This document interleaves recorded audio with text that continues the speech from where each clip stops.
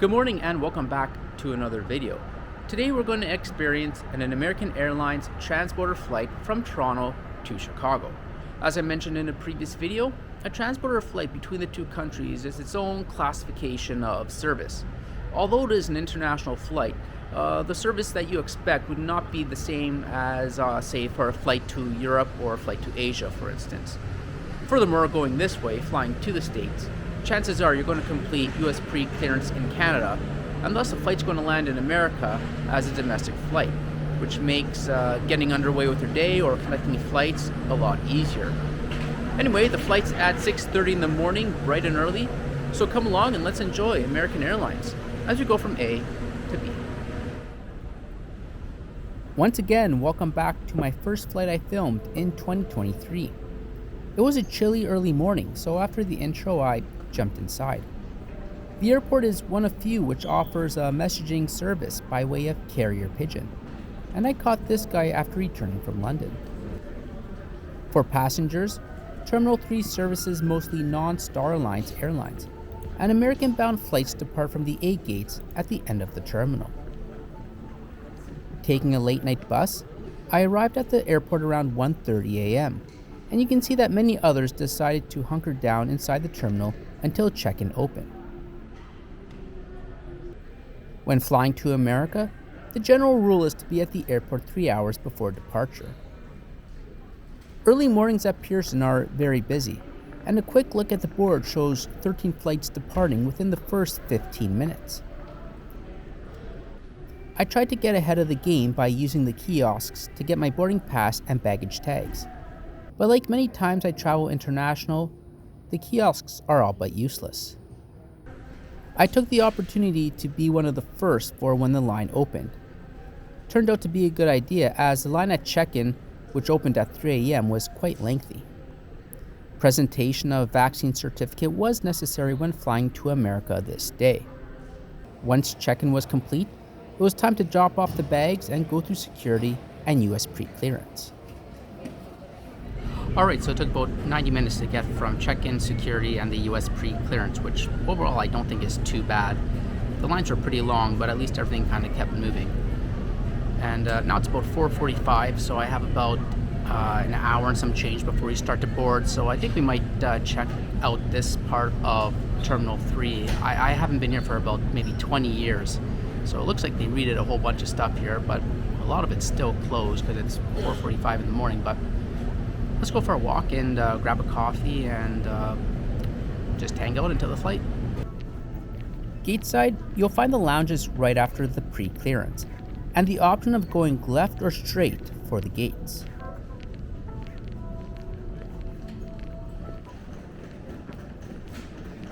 Left will lead to more of the restaurants, and I found this nifty Subway vending machine along the way.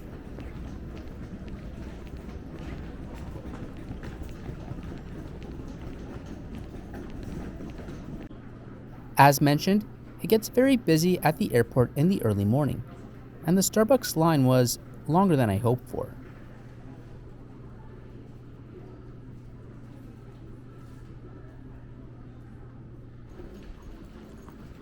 I ended up backtracking and headed towards my gate, where I found this little cafe where I managed to grab some breakfast. A coffee and a breakfast wrap later, and we head down to the ground level gate, A9. A few moments later, it was time to board.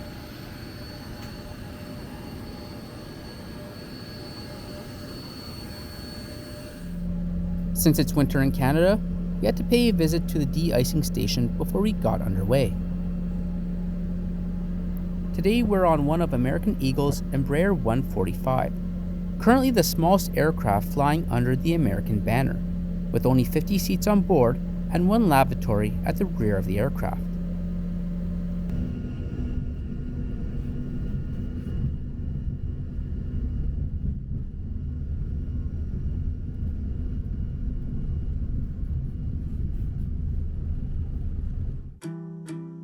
The quick 2-hour flight will take us over Ontario, Michigan, Lake Michigan, and into O'Hare.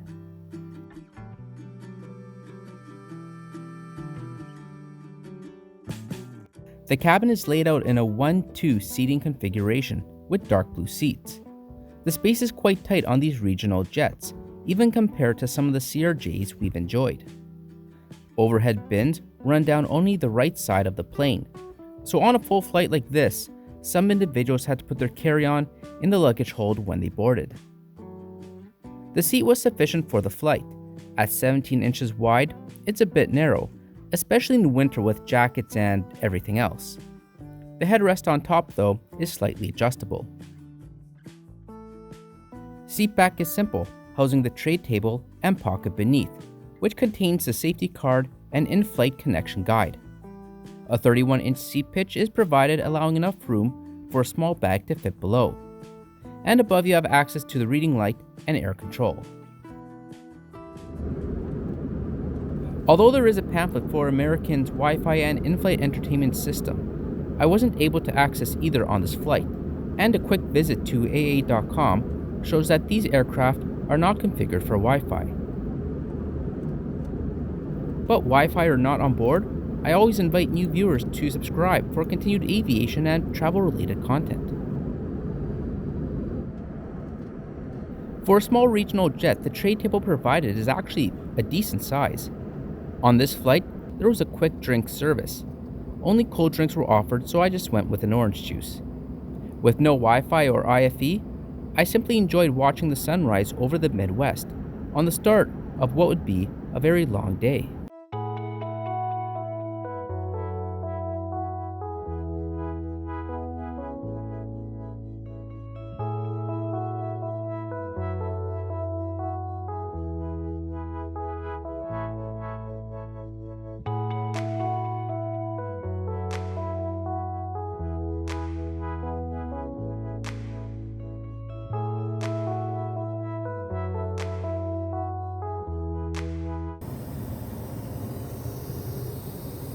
There is one lavatory at the rear of the aircraft.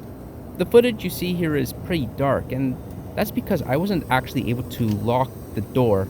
The latch wouldn't close, and thus the main lights remained off.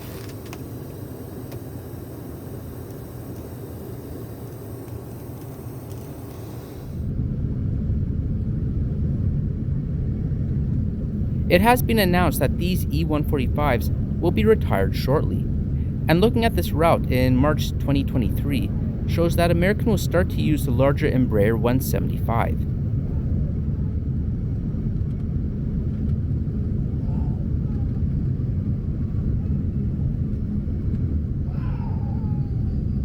This was the first of 3 flights as I make my way from Toronto to Tokyo via Chicago and Dallas.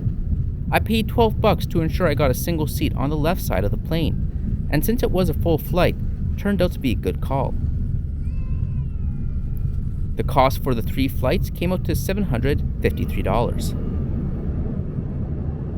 Alright, so that's American Airlines, American Eagle's transporter flight from Toronto to Chicago. And overall, the flight, once it got underway, it was a nice, smooth flight over. It's a nice little drink service. And the only thing is the lavatory, the latch for the lavatory, for the life of me, I couldn't get it to lock. But other than that, it was a nice flight, and perhaps the best part is with the pre-clearance. This lands as a domestic flight, so for my connecting flight, I just have to walk over. Don't have to worry about immigration in Chicago, which is great, because on that ANA flight, it was over an hour to get through it. So a lot more efficient for travelers to use the pre-clearance when it's available. Anyways, thanks for watching. Let me know what you thought about American Airlines, American Eagle's transporter service. Thanks for watching, and I'll see you in the next episode.